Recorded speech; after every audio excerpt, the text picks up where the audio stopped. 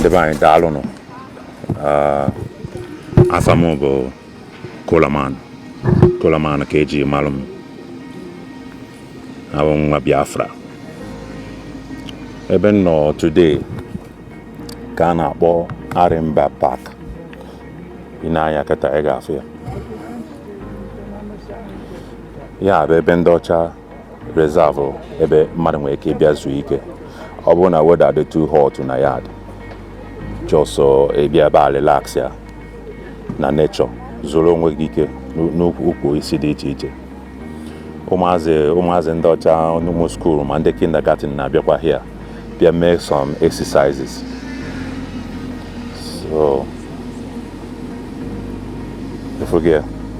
So ajụjụ m wee bụrụ kedu ihe kpatara na anyị nwee enweghị ike ịlụ ụdị ihe dị etu a n'obodo anyị bụ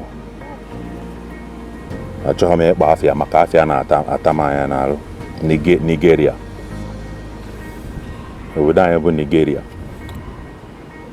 Because ihe njikwa ihe a bụ onwe mgbe m nata Nigeria, so wee chọọ ka m chọọ ebe m nwee ike ịga wee ga relax ya maka weather dị very hot na yard na Lagos,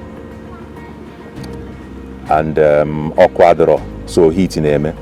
So m chọọ ebe ga-abụ njegoro ihe dịka orange juice nga na ebe ukwu isi dọbara agha dọna na ịmago nara ikuku, enjoy all my orange juice. Kpagharịgide ka ebe niile aha ka okirikiri ebe niile onweghị ebe m fụrụ.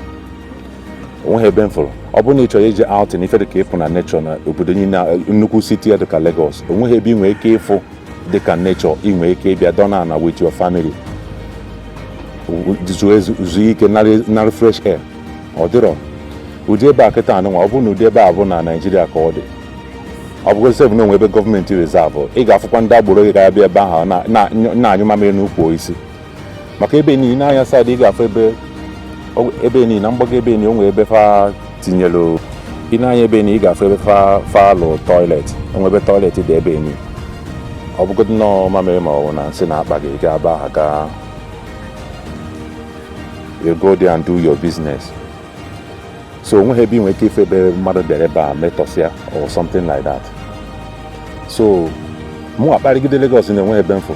Ịchọ ịga Lagos relaxation, either na ịgalụ tasty fried chicken or na ịga Mr. Biggs, you know, elu ede a ịdọna na ị nọdụkwa under pressure to buy something because ị nweghị ike ịbata n'ụdị ebe ahụ ime ego something.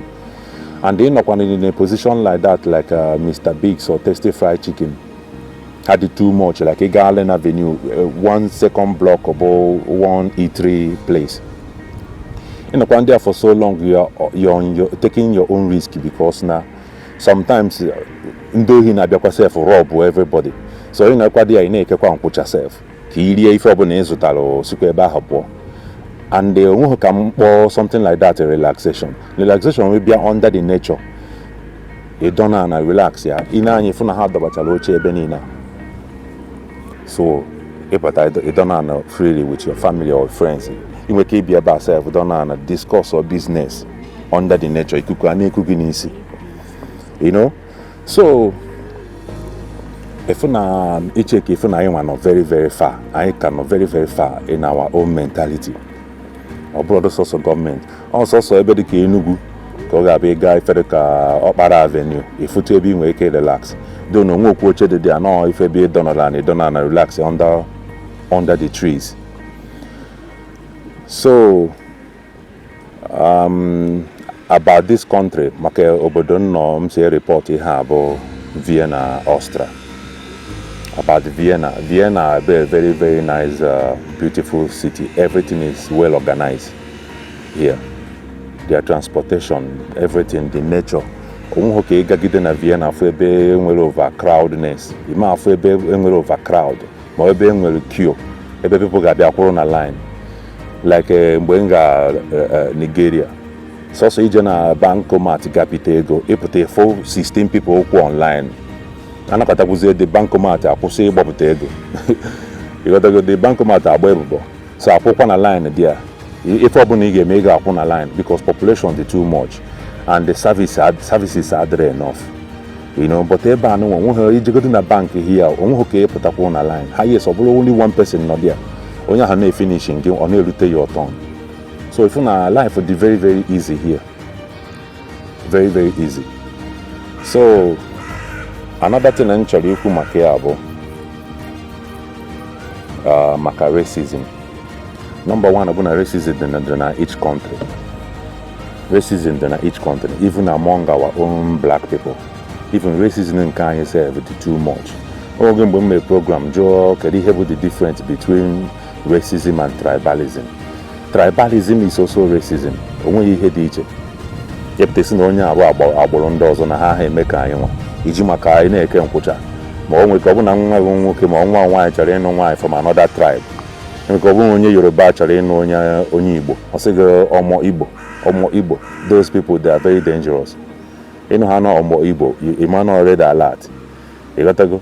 So if you na ya bife nyere nsogbu, o nwere ụfọdụ ndị isi from Biafra land, kama ọ ga-anụ onye Yoruba kama ọ nụ onye Ghana. Onye ị ga-aka nweta sef onye Ghana ma onye Cameroon gịnị aka nwee nghọta ọfụma karịa ịnụ onye Yoruba. Why na anyị kpọrọ onwe anyị one country. So abịa n'obodo a bụ Austria enwere racism ha na mana ọ bụrụ na ọ dịrọ too much etu ọ dị na America. Nke America ka njọ ife ọbụla mgbe ọbụla ịba na news ihe ga na-anụ ebe police brutality. Ya America ekwesịghị sef a na-ekwu maka human rights ha apụta. Ha kwesịrị ijezo. America kwesịrị izezo because na almost 99% of American police ha nche na-ebu racist. You got to go. Onke mekere ọmakpuo na police. In fact, I recruit ha nche na police. Ka wee nwee the authority in brutalize people of color. You got to go. So thank God na-enwe social media na-enwere smartphone. Mgbe smartphone na-apụtabeghị onye ma mmadụ na ha gbugoro in secret self. A close case here. Ima anụ the story. Ọ due to na-enwe smartphone na ife ọbụla ị na-eme ọ ga-enwe nọ somewhere ga record ya tinye na social media. Onye kpatara iji afụ maka this George Floyd na ọ maka na-enwe social media na-enwere smartphone ka people the passerby ji nwee ike record ya. So ifu na nsogbu dị. So mana abịa na Austria of course enwe racism, enwe some racist people that nọgasị here. Like ama mgbe m chọrọ ịnụ nwaanyị n'obodo a anyị je register for marriage. The person not there nenecha my certificate si na o meme anyị allow ịnụ di na nwunye here. By the way, nwunye m bụ onye obodo. You know, na o ma allow. So my wife na-asị ya na ọ bụ na o meme anyị allow ịnụ di na nwunye here. Na anyị nwe ga-aga Africa ga nụ. Ọ sị na ọ bụgo na anyị ga Africa na ọ ga-eme phone call na Africa. No jidego afọ anyị sef na o meme anyị allow ịnụ di na nwunye na Africa. So you can imagine that kind of racist. A na-ajụzi ka ife bụ the reason ọ na-akọgheri na-akọ ka ife na-efe ka nnọnụ. So enwere some different kind of racist here mana ọ dịrọ brutal etu ọ dị na America. The only thing n'obodo a bụ na ije na one office somebody ọ bụ na meet somebody like a racist person na-asị gị na ọ dịrọ possible ihe ga-eme ebu ịbịa another day make sure na ịbịa mgbe the same person na-anọghị n'office the next person ị ga-enweta di ya ga-asị gị na nsogbu adịrọ maọbụ ị gaa to another office. So the one thing in this country, never accept no for the first time. Mother say no, keep on fighting. Go to another person. You got phone, you got say yes. If I'm measuring Bob and I got register another magistrate. Another I may everything. Although the next week we wedded in the same country. So even the woman say no, do her possible when we wedded. I'm also 7 Bible. So racist is everywhere, but enwere human rights in obodo. So nke America bụ nke na-atụ m ụjọ. Ịghọtago? Mgbe nọ nka na Africa a na-ekwute okwu America ọ na-ebu anyị isi. Onye ọbụla chọrọ ije America. But kita sef ime me invite na America mụ nwa ama abịa. I will not go because you don't feel safe as a black man there. So another thing m chọrọ ịkọwakwa abụọ ndị ga-abụ ọnụ niile obodo Igbo oche na ife niile adịgoro gị mma. Ịghọtago oche niile na-akata ego ị na-akata dollars and pounds n'ukwu isi. Ịghọtago ọnwụ nke a bụ iji ị na-asị ya nna n'ife siri ike ọ sị gị na onye nọ na ada adagbuo nọ n'elu. ịghọtago etu a ife si wee si ike na Africa ka o sikwa wee si ike n'obodo a before ị nwee ike earn $1 you have to work for it. onweghị ada atụ ụtọ ego n'obodo a ada atụ ụtọ ego na main road. Echeta mgbe nka nọ Biafra land ị nwere ego kata n'ụzọ tụ ụtọ ego o nwere ka ọ bụrụ na ego mmadụ ji wee chụọ aja tọwata ya na main road ịpụta enyekwasị ama mere ya na were ego jego sweet na chingom ịghọtago mgbe mba ma atụ ụtọ ego steady a na-atụ ụtọ ego steady na main road ma ọ nwere ka ọ bụrụ ego dị n'ahụ mmadụ because ndị be anyị adịghị use the culture of use wallet. O nwere lọta even up to now enwe ndị be anyị enweghị wallet up to ọfa ego na pocket o jezi ịfapụta ha nke ka o fichaa ihu ego ahụ adapụ a na-atụfu ego na Nigeria steady mana n'obodo a bifo ife onye ọcha ka ọ tụfuru ego ya asị onye ọ na-enwe wallet and most of them adịghị eji self cash most of them na-eji bankomat ha na-eji credit card so ifu na onwego ka o si tụfu ego ma nọ coins o nwere ka ọ bụ 10 cent bụ ihe dapụrụ ya n'akpa. Since anọgo m obodo a for 19 years only once ka ntụta nwe 10 euro o wee dum ka ọdụ nka 100 million 10 euro mint and onye ahụ ọ dị n'okpuru moto ka ọ dapụ atịkị na onye ahụ meriri moto ya ọ dapụ n'okpuru moto ya ego ahụ edebere m ya before nrie ya o mechara 2 months before m spend the money so ada atụ ụtọ ego n'obodo a so and ebugodi na ịchọta ọrụ ka ịrụ ọrụ 1 hour highest na-akwụkwọ gị 14 euro per hour. N'ime 14 euro ahụ a minus the tax dị there ọ nwere ka ọ na-apụta 80 euro per hour 80 euro per hour then ị rụọ dị ọrụ 40 hours per month per week 40 hours per week ịghọtago so at the end of the month ị na-enweta ife dị ka highest ị na-enweta 1,300 n'ime 1,300 ahụ ị ga minus ya 200 maybe you got to go 200 for tax and insurance ego ana ma ọ bụ ka onye ya masa 300 o depend ego ana for 1,000 after ka ịrụ ọrụ 40 hours per week for 1,000 ahụ ị ga-akwụ n'ụgwọ ụlọ nwere ụgwọ ụlọ ebe ibi na 400 ego na for 600 ị ga-eri nri na ị ga-akwụ ụgwọ ife dịgasị iche iche ma transportation ị ga-akwụ ụgwọ train ticket ị ga-akwụ ụgwọ telefon ị ga-akwụ ụgwọ ọkụ ị ga-akwụ ụgwọ everything onweghị ihe a na-eyuzu n'obodo ahụ for free onye ka system ha ji work well ebe a m dọ na kịta ana m akwụ tax ebe a m dọ nọ maka ndị a na-maintain tax a na-akwụ ha ụgwọ from the government tax from the people's tax money so ebe a m nọ kịta eso ma a contribute na ya na-maintain this place so onweghị ife ọbụla ị na-ego n'obodo a maọbụ ife ọbụla ị na-espendi n'obodo a ka ị ghara ịkwụ ụgwọ tax ịghọtaga ndị onwekwana ka ị gbanarị ya maka everything dị na system so mgbe ị emechagide ihe na ego na-efọziri nye ka mmadụ ga-eji wee nọdụ na Afrịka sị gị sendịrị m ego nke a sendịrị m ego nke ni isi aka ya ji chọọ ihe ọ ga-alụ ka o wee nyere onwe ya aka ọ ya bụ nwezi ego sendịrị o were ihe plus n'ihe ọ na-eme ọ na-akọgheri debe ha n'ọchọs ka a na-esendịrị ya ego oche n'ime isendigodiri ya 100,000 naira oche na idebere 50 million na 100,000 bụ ego iji ata pepe soup ọ ya mana sometimes na-enwe ka ọ bụ last card ị nwere ka iji wee send anyway mụ achọghị ịga side ahụ maka akụkọ ka nkụ aja ndacha m ka vidio anụ nweta aka so ihe ọzọ m chọrọ ịjụ bụ do you encourage people to come to Europe like o nwere mgbe m nọ nka na Afrịka Europe na-agụ m maka enechana m anya mfụ ka ihe na-esi aga mfụ na my talent na ọ ga-esi ike my talent ife ofere ya na Afrịka or my destiny so mụ nwa chọrọ ịbịa Europe by all means so enwere some people njekwuru m mere approach ha sị mbụ gịnị ka a na-eme n'Europe o nwere one guy na-eje Germany mgbe ahụ the guy Europe na-agụkwukwe before emechizie nwanne nwoke dapụ na-emebe ọfụma na Holland wee sị ndị eri ezigbo ego wee na-ejezi afịa na Germany na-ebunata moto parts so mgbe m mitizi the guy na-asị ya na ya kọwara m ka Europe dị ọsị mbụ gị na onwe ha na-eme na gansị kposa na-atụ wọt na gansị na-azụ draft na ha enwe ha aka ọrụ ịghọtago so mana mụ anọgo obodo akịta na 19 years wee fụ na those people nyanwa na-agba ọbịa afịa ịma na ọda akpagharị ọbịa for lodge na hotel o nwere nwezie na African restaurant o jere full gans dọna na ebe a na-atụ wọt ịghọtago owuwezie na onwe ha na-alụ most of the guys nwere ọrụ ha na-alụ ikekwe bụ na ha na-alụ night so oruzie during the day ha abịa na shop ahụ dọna na-akpa nkata ọsị na onwe ha aka ọrụ ha na-alụ na onwe ha na-alụ and ọ bụkwanụ nọọ ndị na-azụ ọgwụ nke ahụ bụ nke gbasara ha ngwa ndị na-azụ ọgwụ mana ịzụ ọgwụ bụ azụ ofu ụbọchị ahụ ejidere gị ewere nga wee mee gị eze. Inwe ike ịnọkọta na ewere nga merụọ gị ahụ, inwe ike ịnọkọta nga mgbe ịgba eji wee lere izi gị etu a isi a na-akpakọchazi gị ọnụ ma ndị a esikwa from there wee dipọtụ. Ndị dipọtụ bụ dipọtụ ka nkụ mgbe m bịachara obodo a most of ndị mụ na ha bịachara obodo a nwe ozi onye n'obodo a maka ha bịara bido n'ụmụ ihe ndị ọzọ ka akpa ego ọsịsọ under 1 year ka a na-anachiga Afrịka. Ịghọtago? So one or two things nwa pempem enwude ha from there esikwepa ha buchighakwa ha Afrịka. Mana abịara m setụrụ ọda anọ gbabara onwe m mbọ. Ịghọtago? Nwayọ bido ikpu isi sef because akpụrụ m isi na Nigeria before m bịa obodo a. Bido ikpu isi nwayọ everything nwayọ. So abịa na nwere ọrụ n'Europe ọrụ ka nkụ no idukwa qualify idukwa ready idukwa ike ọrụ. Ịghọtago? Inwekwara ndidi inwekwa patient. First of all ịbatagodo obodo a the first thing ị ga-eme bụ ịmụ their language.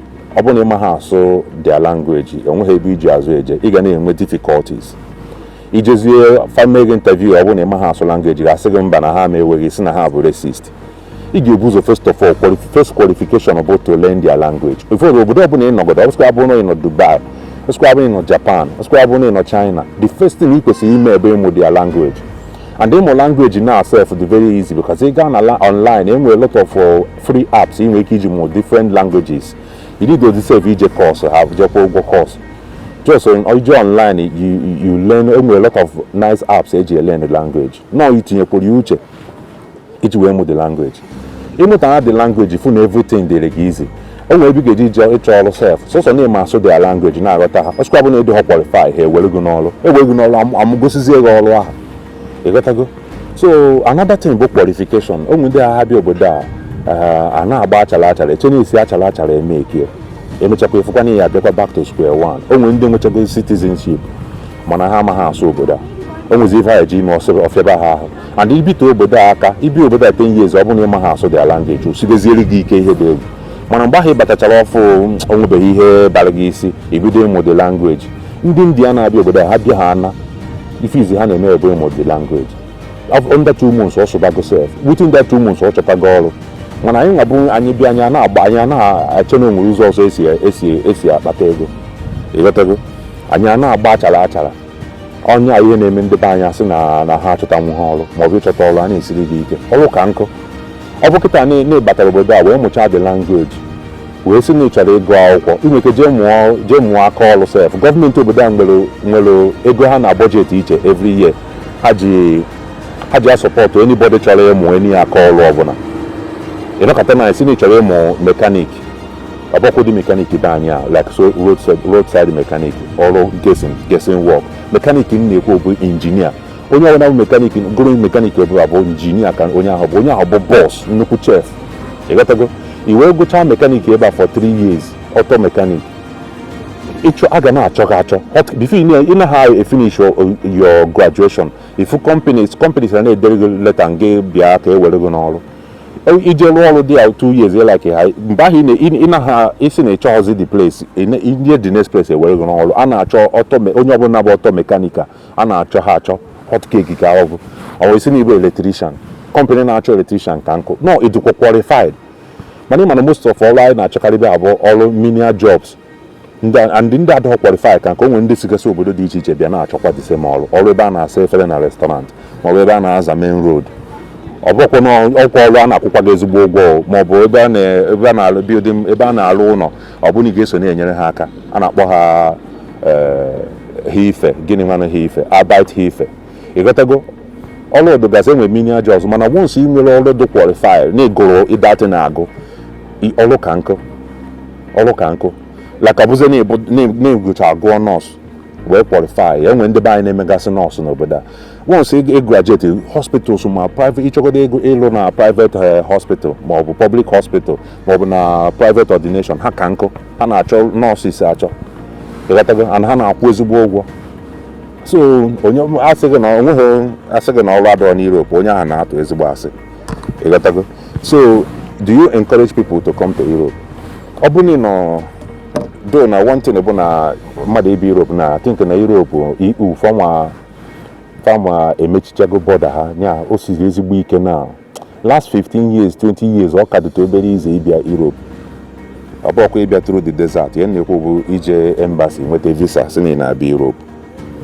Yeah, due to a lot of crises from the Middle East, like Syria.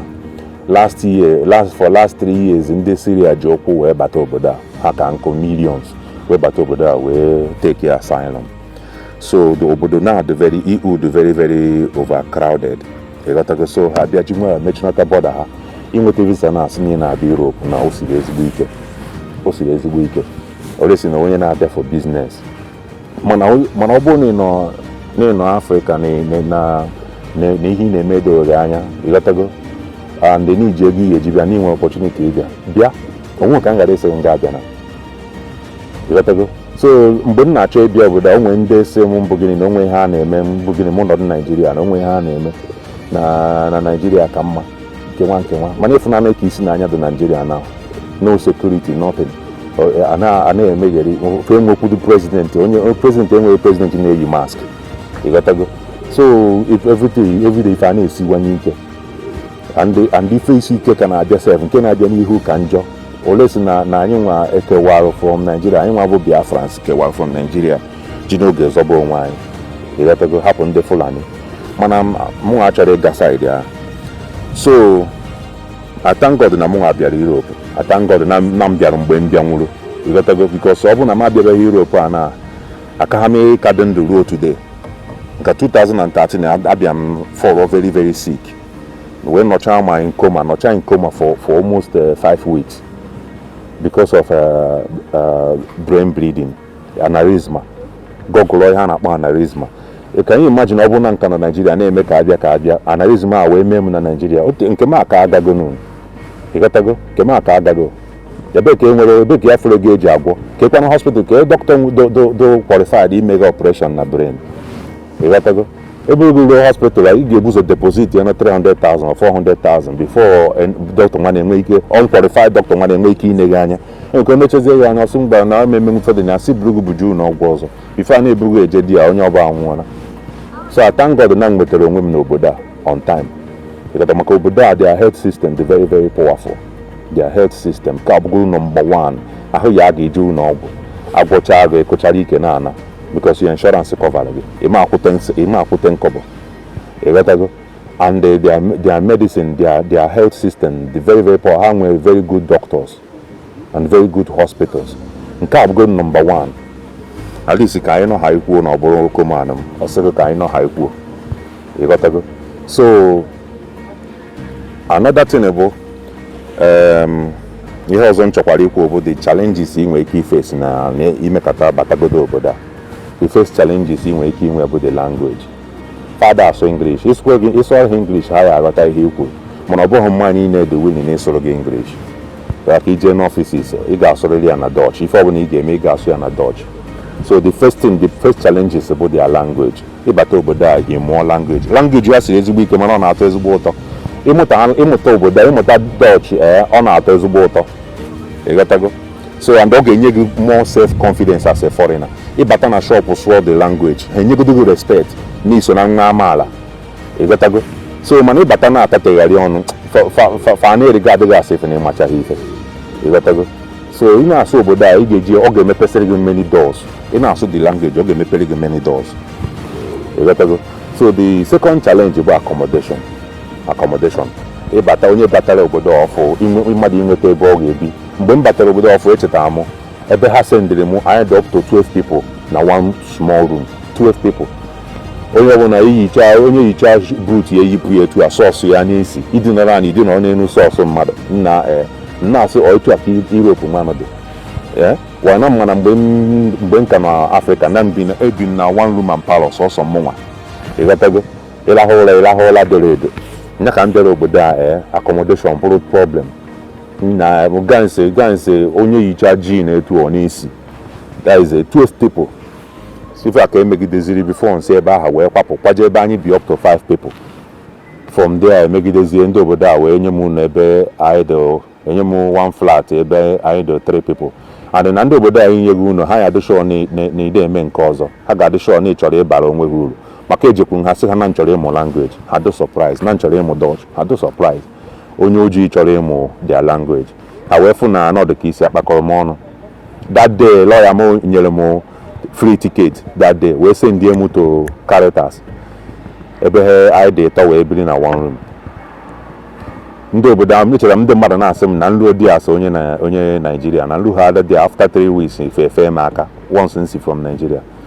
Nlu dị a no 3 weeks no 1 month no 3 months onweghị onye fere m aka and ihe eji wee fere m aka bụ na mgbe m bi ebe ahụ anụ m akpụ isi even ha sendiri somebody ka ha bịa dụshọ na mana akpụ isi eziokwu people bịa ndị ọcha wee fụ na eziokwu na akpụ isi na-enwe legitimate thing na-eme and fụkwana na-eje Dutch course ịghọtago mgbe ha amacha m asụ Dutch mana m try and ha fụkwana mbụ musician na akụ egwu so ha fụ na nwere future perspective. That's why ha ji wee hapụ m there for 3 months. After that 3 months ha wee send m ha onye m one flat ebe mụ na ndị Burkina Faso bi one flat anyị dị ịtọ mana ha adịghị nye the flat anybody anyhow ọ na flat ahụ ka m nọgidezi before nwee ike isettle down n'obodo a wee sizi ebe ahụ kwapụ. So ị ga-enwe challenges of accommodation apart from languages. Another challenge bụ weather ndị ọcha oge winter oyi mgbe m batara obodo a bụ na February oyi winter ka dị mgbe aha oyi wee mịa m ihe ọ mere mụ ịghọtago mkponye trouser m na-acha pure white wee ji by force wee ji na supermarket amaghị m ude m nwere ike igo oyere dị wee goro ude ha nwanne maka ude ndị ọcha oyere adị ya ude ha na-adịkarị watery wee goro one lotion nwanne techa ya n'ahụ before m na-apụta na supermarket na ya na aka m na-acha pure white wee dịka wiri nya ọtụtụ wee dry ya m na-akpọkọsị ude nwanne na-adasịsị amaghịkwana m na-enwere African shop ebe mmadụ nwere ike igo Vaseline enweghị m idea enweghị ihe mma mgba. So the another challenge bụ weather oyi tụọ gị ebe a ịghọta ije ọ bụrụ na ịma this cold room a na-eji astọ mmanya na a na-eme big event ọnọkọ ya ịnakpude n'ime the cold room kpọchie onwe gị ụzọ ịnakpu n'ime freezer kpọchie onwe gị ụzọ. So sorry for the interruption in network. Yesterday m nọ na-eme blog ọ nọkọta batrị m nyụọ ịmana nka bidoro ebido so akwadoghị m ọfụma yesterday mana asị nka m continue kwazie today we met up ihe m na-ekwu yesterday. So efokọta na m eyi m ofu akwa anyịnya ahụ so ka ọ wee dị ka ihe a na-ekwu ka a na-eme. By the way akwa anụnwa bụ m akwụkwọ m dị ihe a Beyond the Borders of Life and Death. Ihe a bụ akwụkwọ ndị ọ dị available na Amazon. So it's talking about near death experience. You got to go 2013 na anwụchalụ mgbe itekwa checha na ana mmụọ bụ itekwa so ihe niile m fụrụ dị abụ ihe m dere na akwụkwọ so ọ bụghị ife ya agụtanwu na university so ọ bụ na ịdị interested gị order dị akwụkwọ na Amazon Beyond the Borders of Life and Death ọ gara ha ọnụ ị ga-amụta nnukwute ife dị ya. So ebe nnọkịta bụ side ebe m bi dịka ihe a na-ekwu yesterday ị na-anya ebe akịta ịfụ ebe a very big space ndị ọcha reserve nature area ebe anụnwa enweghị ike ịgba nwa ana n'obodo a ebe akịta anụnwa ọsụkwa udego na ọsụkwa ya bụ n'inwe ọ ebe gọọmenti reserve people na-abịa ezu ike ịfụ na ebe akịta ha ka football field mana ọ bụrụkwa football field ị na-anya ịfụ nọ nature ịghọtago ebe people na-abịa ezu ike ịfụgo so ịfụ na ndị ọcha ghọtara ife the secret of life ha ghọtara the secret of life ebe akịta anụnwa ọ bụ na ebe akịta anọ na Lagos ka ọ dị Tinubu a na-elegi sef ịmago a na-alụ ụlọ na-alụ shop na-alụ different thing ya greed bụ ihe na-egbu ndị be anyị greed egbugo anyị anyị alụchịkọcha ebe niile ya dafụ sef ebe alụrụ main road even sef anyị dị echeta wagota sef ịghọtago mmiri zo otochịkọcha everywhere negodo ebe a na-akpọ gịnị nwanụ Victoria Island ebe eji amatụ mmiri zo ebe ọ bụrụ River Niger ada plan ife ọfụma anyway so iji wee continue ihe na-ekwu yesterday ka ebe m kwụsịrị akwụsịrị m na weather the challenges about weather if ị ga-efesi na ọ bụrụ na ịbatacha obodo oyibo ọfụ so ọ bụrụ na oyi tụọ ga-ịghọta ije nya weather nọ ka nya weather obodo ọ bụrụ na oyi tụba ọ na-adị ka onye na-akpụ n'ime freezer kpọchie onwe ya n'ime freezer. So anyị na-eyibe double jeans mgbe m batara ọfụ ana m eyi 3 jeans ịghọtago pad ya jaket na bụ jaket ịtọ still oyi ya na-amịkwa gị ka ọ mịwuo aja ejiri igbo agwụ onye ọcha otu ọ ga-eghọta ije ịghọtago. So another challenge ị ga-efesi kwa here bụ food. Nri ndị ọcha as a black man ọ bụrụ emeghie for black man irie for 1 week etu afọ a na-ekpoghe ọkụ amara m maka ndị ọzọ ana m ekwu maka mụnwa ịghọtago. So within a week ekwesịrị m iri nri ndị ojii at least 2 times in a week, at least minimal 2 times in a week. So ka ngwa ka afọ m wee junata oyi enidi m iri nri mmanụ Igbo ịghọtago. So ifu na Chineke enwe ife gbalịagharị iji wee kee anyị kenye anyị n'Afrịka wee kenyekwa ụdị nri ga na-adụ anyị ahụ mma ịghọtago. Mana ndị ọcha ihe ha na-atakọsị ha nwee ike ịtakọsị ya for 50 years onwe ihe ga-eme ha adị ha mma. Mana onye ojii takọsị ya ka ha si atakọsị onye ahụ gaa ya ahụ after 2 weeks. So nri ha food bụkwa the challenges. Mana chukwu mebe ọbụna anyị nwegasịrị African supermarket n'obodo a ma African restaurant ebe ị ga-ego nri ndị be anyị ịghọtago. Though na African supermarket ahụ sometimes the price ọ dịchaghị cheap like that, mana ọ dị manageable. We thank God for that. So another challenge ị ga-efesi kwa here bụ ọrụ, inweta ọrụ. Ịmago na ịbatacha ọfụ tekicha asylum ọrụ akwụkwọ a ga-enye gị ime eji wee chọta nwa ọrụ ịghọtago. So ọ ga-eme gị face some challenges onweghị ebe ị nwere ike ịchọta ọrụ olesi na-arụzi some ụmụ minor job ndị Caritas na-enyebe ndị mmadụ once in a while. Ị ga-arụ ya sọsọ a day onwere ofe a ga-akwụ nweka ọ bụ 32 euro ka e nwere ike ịkwụ gị ịghọtago. Werukwa ya nyekwa onye ọzọ ịghọtago. So o nwekwa ndị na-ajoin ndị na-ele newspaper ịghọtago. Ndị a iji wee na-asọpọtụ ndị nọ na asylum. So ọkwa another way mmadụ nwere ike isikwa wee na-survive ndị na-ele Augustine. O nwere newspaper a na-akpọ Augustine. Amara m maka obodo ndị ọzọ maka Austria ka m na-ekwu maka ya. So ya na onwezie ebe ịmagasị ụfọdụ ndị be anyị nwere ike inyere gị aka ịghọtago. Ị ga-efesirịrị hunger na ịbatacha ọfụ n'obodo a. Ị ga-efesi different challenges until you be able to get a document to work ịghọtago. Onye abụ na n'ijeze chọba ọrụ mana before ịchọba dị ọrụ ị ga-ebuzo mụọ ọnụ Dutch because ife ọbụla na-eme bidoro na Dutch godo ị ga-ebuzo mụgodo the language because ọ bụ na ịmụta the language ọ ga-esiri gị ezigbo ike onweghị ebe iji azụ eje ịghọtago. So another challenge ị nwere ike inwetakwa na ị ga-enwe ike inweta n'ịbatacha obodo a bụ ị ga-emesirịrị home.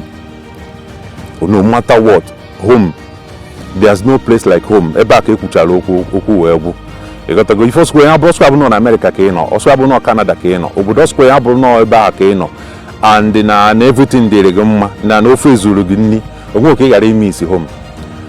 Upon say na home nwanụ na onwe ihe na-awụ ọkụ, bad roads, insecurity, no electricity, hardship, hunger, mana still ị ga-eme isiriri home ịghọtago. Ndị nọ n'ụlọ amaghị ha na-eme enjoy ha amaghị ibi obodo oyibo ka ị aghọta ihe ha na-ekwu ịghọtago.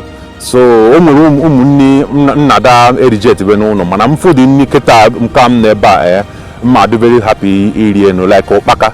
Ana m eme isi ụkpaka ọ na-abụ m chetacha ka isi ede ọ na-atọ mana mgbe a nọ Afrịka ha m erie ịghọtago. So o nwere some certain things ị ga na-eme isi, some certain local things ị ga na-eme isi ịghọtago. So there's no place like home. So yeah, ebe a ka m ga-around up this video because I think na video mee tega aka. So ọ bụrụ na ị likere video ma click subscription button ọ ga-abụ m upload next video ka ị wee nweta information na nweta new video. I share kwanụ the video, click and like wee support ọnụ nwanne gị nwoke. Nwekwana ihe ọ kọstụrụ ịghọtago. Onweghị ihe ọ kọstụrụ. So anọ mbido ka a na-ebido nwayọ ka m ji alịpụta ngwanụ nke onye chi ya zelu daalụnụ ndị be anyị udo.